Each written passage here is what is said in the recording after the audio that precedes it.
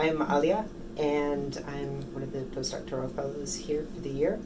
The project I'm working on at the center has to do with the relationship between functional analysis and psychology and mechanistic explanation in neuroscience.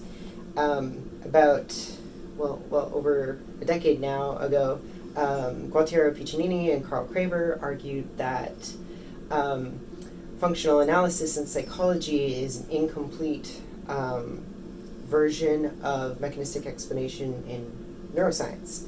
Another way to put the point is that mechanistic explanation provides the completeness conditions for functional analysis in psychology. And I'm interested in evaluating this kind of proposal. I don't think it's quite right, but I like the term framing in terms of completeness.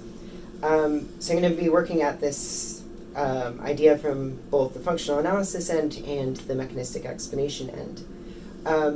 So in particular, I kind of want to shift the emphasis from functional analysis to rational analysis, which is a particular kind of functional analysis that's popular in cognitive modeling right now. It basically addresses an indeterminacy in functional analysis. So functional analysis in the sort of Robert Cummins framework would say that we decompose a capacity into subcapacities. Rational analysis makes sort of an additional assumption that we assume that cognitive systems do this in a rational way, given some conception of rationality. So they decompose the cognitive capacity into sort of a rational program of subcapacities.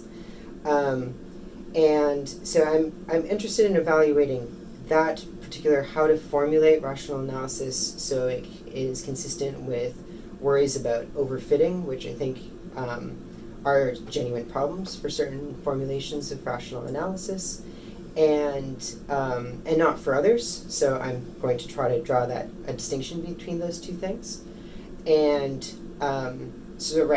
once appropriately characterized, the question becomes, is rational analysis, or are the completeness conditions for rational analysis something like mechanistic explanation? And I want to argue no. But mechanistic explanation has its own completeness conditions, I think, have been,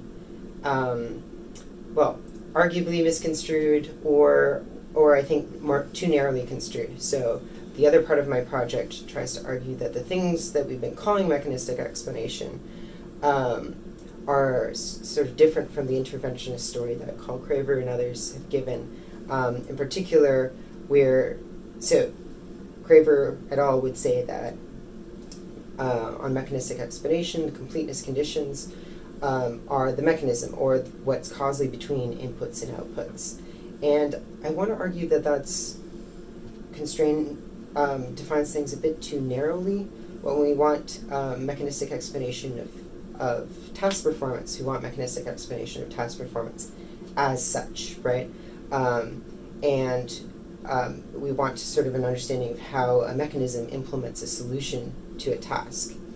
And once we reconstruct mechanistic explanation in that way, which is what I'm working on right now, then we get mechanistic explanation providing the completeness conditions for rational analysis. So we have to wiggle mechanistic explanation, wiggle rational analysis, and once we do that in the right way, then we get the mechanism sketch argument that Piccinini and Craver go through. Or that's the ambition for the project I'm working on right now. So yeah, thank you.